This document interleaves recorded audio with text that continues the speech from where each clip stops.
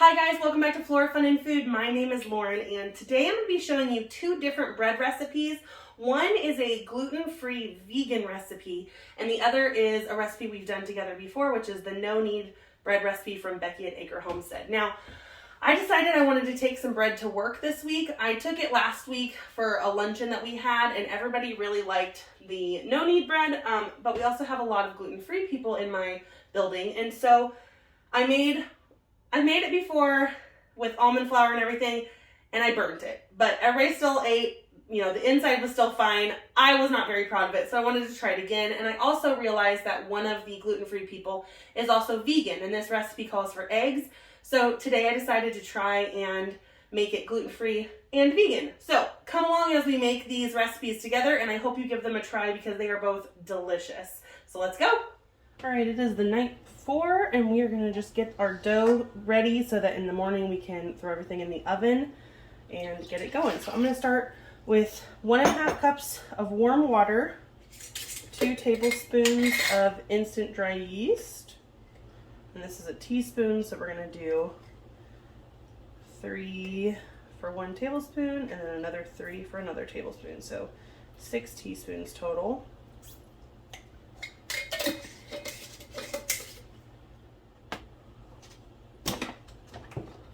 We'll do 2 teaspoons of sugar,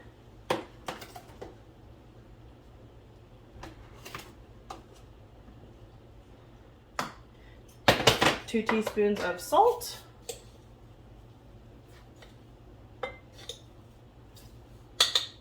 I'm going to go ahead and stir this up so that the yeast and the sugar can start proofing together, and you'll see it gets all foamy here in just a couple minutes.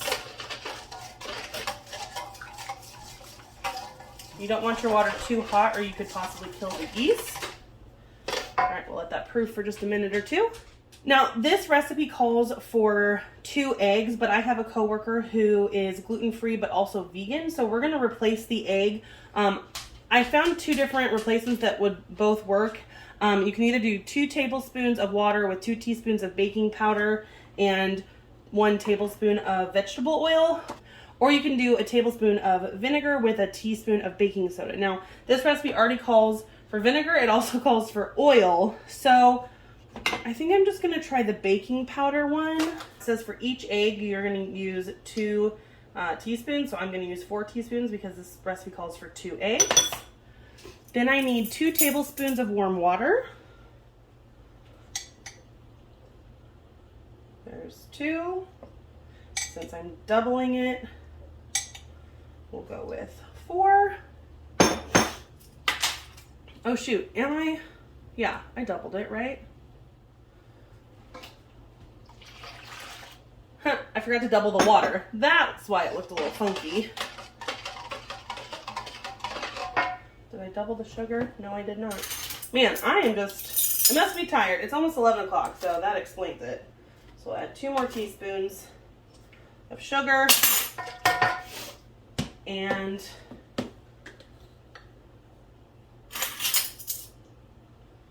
2 teaspoons of salt. There we go. I did double the yeast, so we should be getting some good yeast bubbles forming here. All right, so here's our baking powder, water, and then I need a tablespoon of oil, and I have olive oil here. So I need 2 since I'm doubling. 1, 2. Now it says to mix this before adding it, so we're just going to whisk it kind of like an egg.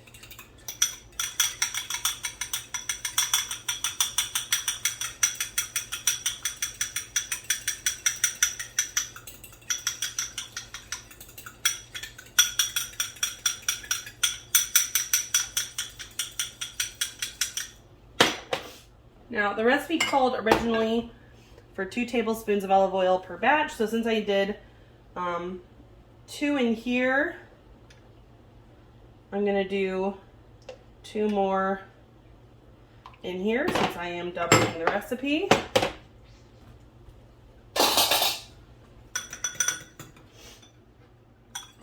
We'll pour this in.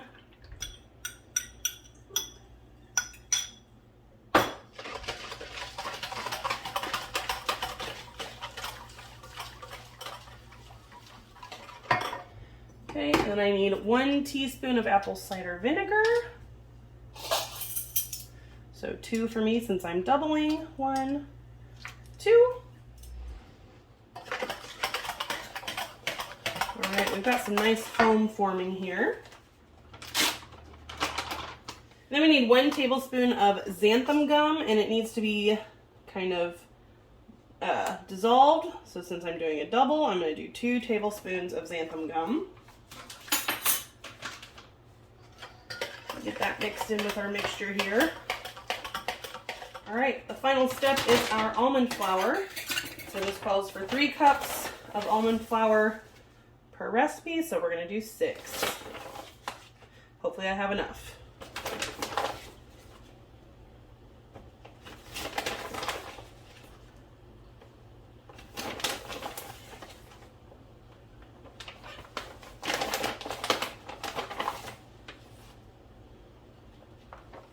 All right, we'll just get this all combined and mixed together. And then when I made this before, I did use the eggs, but I did not read the step that said to let it rise overnight. And so I just literally threw it right in the oven, and it turned out just fine. It actually didn't need as much time as the recipe called for. So this time I'm going to let it rise just in case it makes any better. It was kind of dense, but it was good. I got the outside a little darker than I would have liked. And it is very, very liquidy. It doesn't form, at least since I didn't let it rise, it did not form like a sticky dough to make into a ball, even though it said to make it into a ball. This is more like a batter consistency. So we'll see if letting it rise overnight helps with that. And I'm going to use an electric beater to beat this mixture because it did seem to kind of aerate it a lot and help just kind of give it that bread feel with all the bubbles and deliciousness.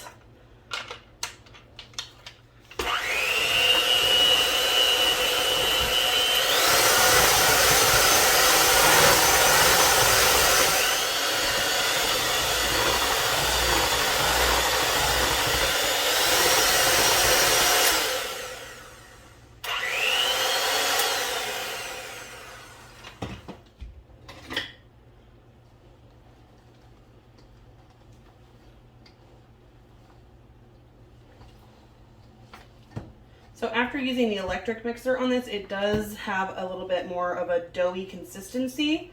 Let's cover this and let it rise overnight.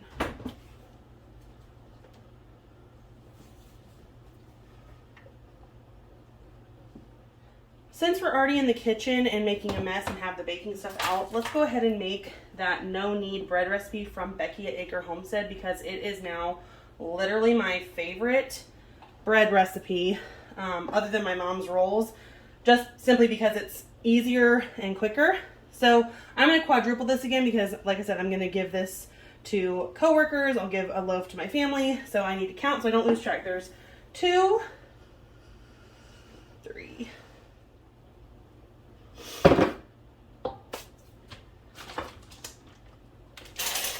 So I only had about 5.5 cups of all-purpose flour left, but I do have bread flour, so we'll just keep on going.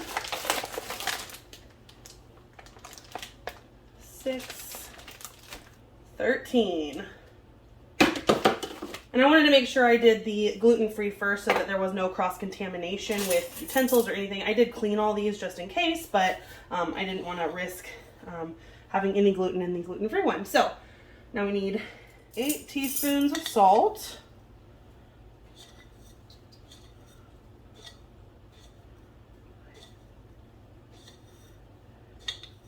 8.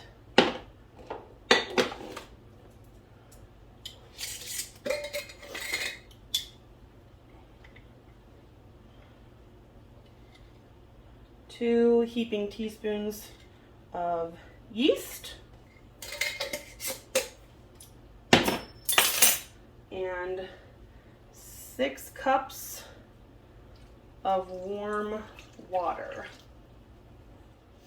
I'm only going to add 3 cups right now because I just find it easier to start with that and then add in the rest later. And we'll just mix this until it becomes a shaggy dough, and we'll let it rise overnight as well and bake it in the morning.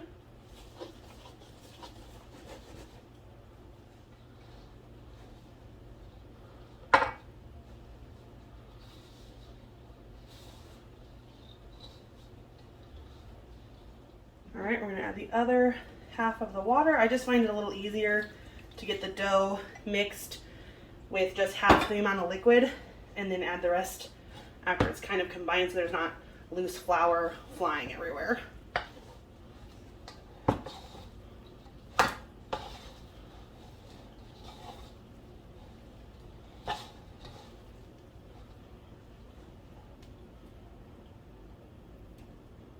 All right, this one's ready to be covered, and we'll just let it do its thing overnight and check on it tomorrow.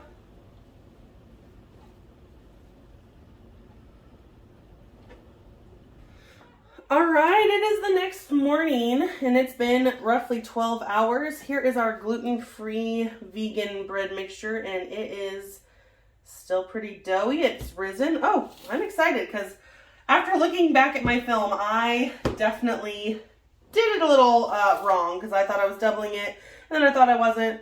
So I was missing some of the egg substitution mixture and some yeast, but looks like it works. So hopefully it cooks up just fine. And then here is our quadrupled no-knead overnight bread recipe. Look at how much dough that is. All right, let's get our oven preheated to 450 degrees with our cast iron Dutch ovens already in there. Yep, they're in there. All right, let's get started with the gluten-free just so I don't contaminate anything. Make sure our hands are nice and clean. And I am gonna cut this in half because I'm making 2 loaves. So let me get my cutter here. Now this is a very sticky, kind of runny dough. Like I said last night, it's almost more like a batter, but it's holding its shape fairly well. Ooh, maybe I say that and then, yeah, it's pretty runny. And we'll just get it into 2 somewhat balls here. Try to get it smooth.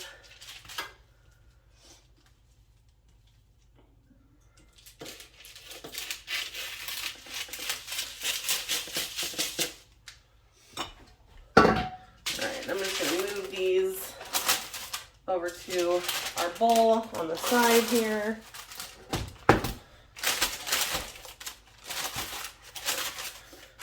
All right, these are ready for the oven once it's preheated.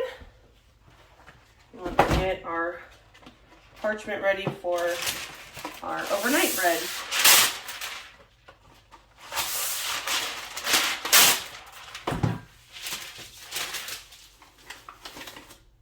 I'm just gonna dust parchment lightly with some flour so that our dough doesn't stick quite as bad. I could have dusted the other one with almond flour, but it was not really super sticky on the paper. All right, let's get all this yummy dough out of our bowl here. And it did get a little crusty on the top, so I'm just going to kind of work that into the middle here.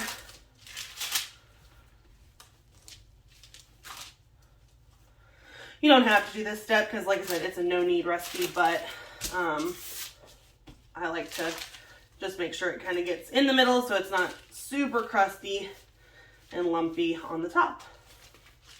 All right, this is gonna make 4 loaves, so let's go ahead and cut it now.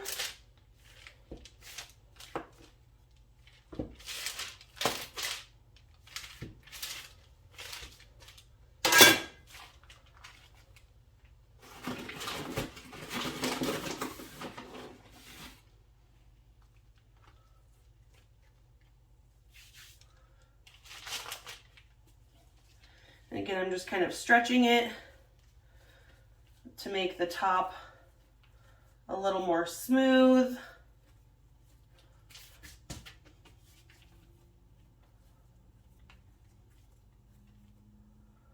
There's one.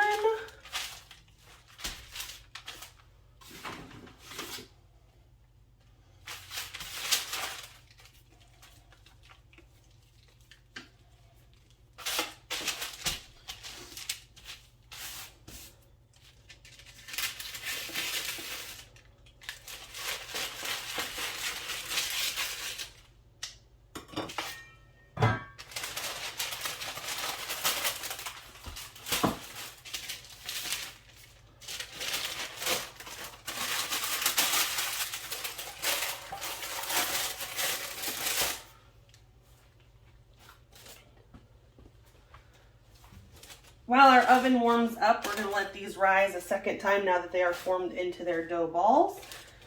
Same with our gluten-free. Once the oven and cast iron Dutch ovens are preheated, we will go ahead and stick the gluten-free one in first. Again, just to make sure that no contamination happens. If I cooked the gluten one first and there was some flour left over, it could get on this. So we're just going to cook these first in the clean pans. Our oven is now preheated, so let's go ahead and get our Dutch ovens out.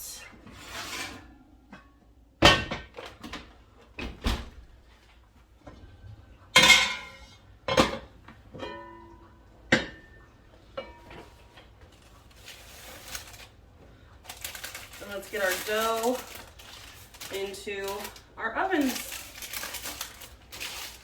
Now, the recipe said to let them cook for 45 minutes, but it got too dark last time. So I'm going to let these go for 30 minutes and then check them.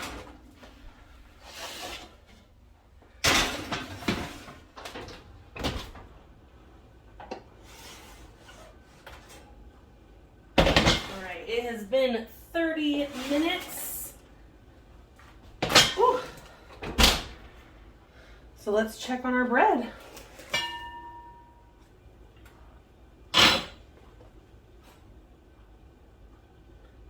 It looks nice on the top. Let's check the temperature of the bread here. You want bread to be around 180 to 190. We're at about 170.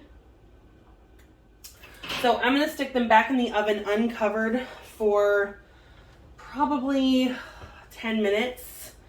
And I'll just kind of keep an eye on them.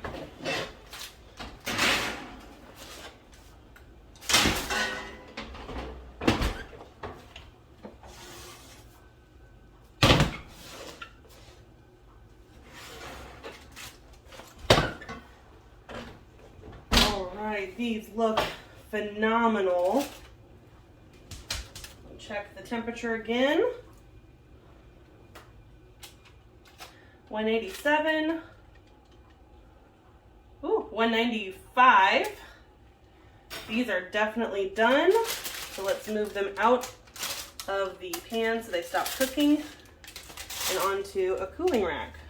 These look much better than my first attempt, that's for sure. All right, let's go ahead and get 2 of our regular dough balls into our ovens. And get the lids on.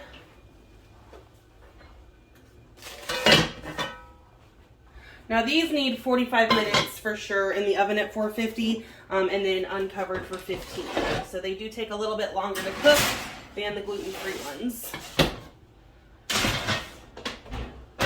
Here is the gluten-free bread. You can see it's nice and golden brown on top.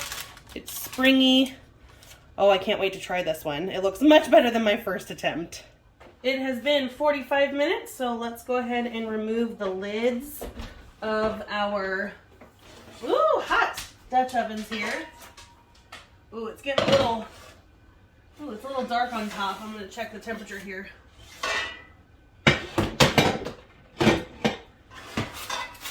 It may actually just be done.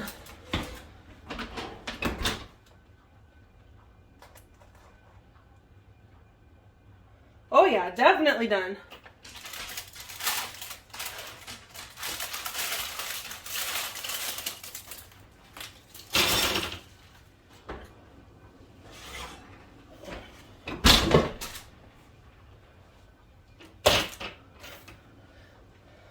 It may have been, you're supposed to do it for 30 minutes, covered and 15 uncovered. Yeah, that's at 200 degrees. So, that's all right. They look fine. I'm glad we checked on it when we did.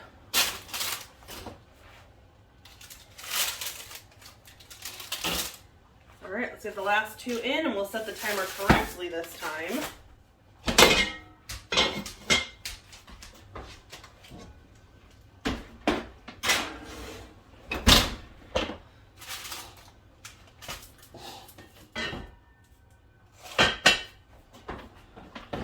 All right, 30 minutes in the oven, covered and then 15 uncovered, and we'll be done. All right, we are 30 minutes in, and let's check on these. Yeah, there we go. It's 30 minutes covered, and then 15 minutes uncovered. But the 45-minute covered ones look just fine. So we'll set another timer and then let them cool, and we are done. Our final timer just went off, so let's go ahead and pull our bread out of the oven. There we go. Get our oven turned off. Check our temperature just to be absolutely sure. Oh yeah, over 200. Over 200, cool. So we're gonna take these last loaves out of the pan and let them start cooling. We finally got all of our bread done. I hope you guys enjoyed it, and I hope that you try these recipes because they are both delicious. If you like this video, go ahead and give it a thumbs up. Go over to my channel and subscribe for more content, and I hope to see you guys very soon. Thanks, guys. Bye.